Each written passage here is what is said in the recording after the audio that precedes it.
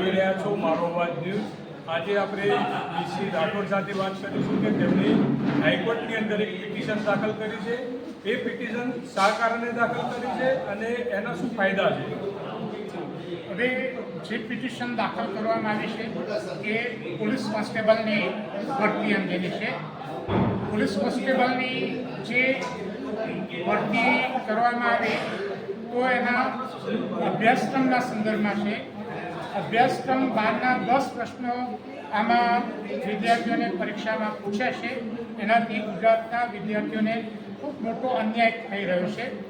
એનું હું તમને વિગતે થોડીક વાત કરું કે જે અભ્યાસક્રમ કોન્સ્ટેબલ માટે નક્કી કરવામાં આવ્યો તો એમાં ગુજરાતી વિભાગમાં કોમ્પ્રિહેન્શન એટલે ફકરાની નીચે પૂછેલ પ્રશ્નોના જવાબ આપવાનો આ અભ્યાસક્રમ હતો અને આ જે અભ્યાસક્રમ છે એ અંગે એ વખતના ચેરમેન હસમુખ પટેલે પોતાના 2 વિડીયોમાં 4 વખત વિદ્યાર્થીઓને એવું કહ્યું કે અભ્યાસક્રમમાં એ કોમ્પ્રિહેન્શન છે, ફકરો એની નીચે પૂછેલ પ્રશ્નોના જવાબ છે, તમારે વ્યાકરણ તૈયાર કરવાનું નથી, આવું એમને 4 વખત એમના વિડીયોમાં કહ્યું અને પરીક્ષામાં આવું કહ્યા પછી પણ 10 માર્ક્સનું વ્યાકરણ પૂછાયું જે વિદ્યાર્થીઓને ખૂબ નુકસાનકારક પુરવાર થયું। એટલા માટે સૌથી વધુ કયા સમાજને નુકસાન થયું? હા, સૌથી વધુ આ જે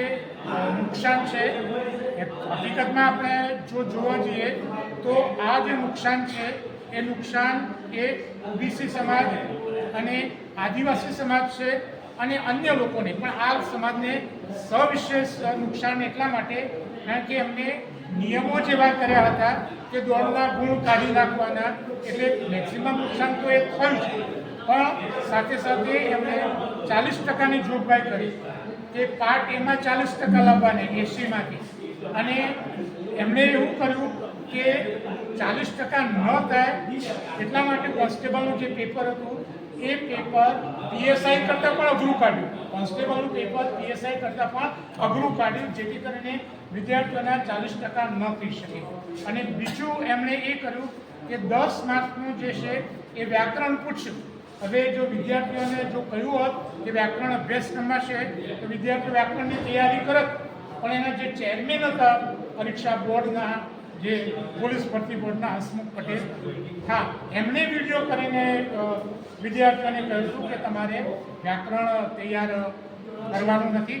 એ એવો ખુલાસો કરે છે કે વિદ્યાર્થીઓ અમને પૂછે છે કે અભ્યાસક્રમમાં તમારે શું તૈયાર કરવાનું તો ગુજરાતીમાં તમારે વ્યાકરણ તૈયાર કરવાનું નથી અને આ વાત કરી કે વિદ્યાર્થીઓ તો વ્યાકરણ તૈયાર કર્યું નહીં અને પાછું 10 માર્ક્સનું વ્યાકરણ પૂછ્યું અને એમાંથી પાછા 40% લાવવાના એટલે વિદ્યાર્થીઓને તો ડબલ માર્ક એને લીધે પડવાનો। અને બીજી વાત કરું કે એમને જે 10 માર્ક્સના જે ગુજરાતી વ્યાકરણના જે મુદ્દા જે પ્રશ્નો પૂછ્યા છે જોડણી કોર્સમાં નથી જે શાસ્ત્રીના જોડણી કોર્સમાં નથી એટલા બધા હાર્ડ લેવલનું એમએના વિદ્યાર્થીઓને પણ જવાબ ના આવે એટલું કઠિન લેવલનું જે પૂછ્યું છે એના સંદર્ભમાં ગુજરાતના જે વિદ્યાર્થીઓને જે 40% માટે જે રહી ગયા છે એવા વિદ્યાર્થીઓએ હાઈકોર્ટમાં પિટિશન કરી છે। એ પિટિશનની 2-3 તારીખો આવી ગઈ છે। હવે પછીની તારીખ 7-10 છે અને આ સંદર્ભમાં બીજી પિટિશનો પણ થઈ છે અને એ પિટિશનોને અમારી પિટિશન સાથે જોડી દેવામાં આવી છે અને ઘણા બધા વિદ્યાર્થીઓને આમાં અન્યાય થઈ રહ્યો છે।